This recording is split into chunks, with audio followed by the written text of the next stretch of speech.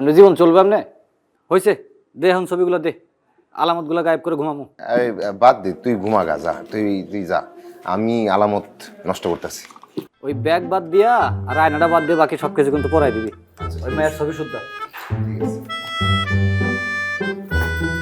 কাজ করলে মন দিয়ে কর না করলে এখানে খারাপ কাম নাই গোসল করে ঘুমাও ঠিক আছে।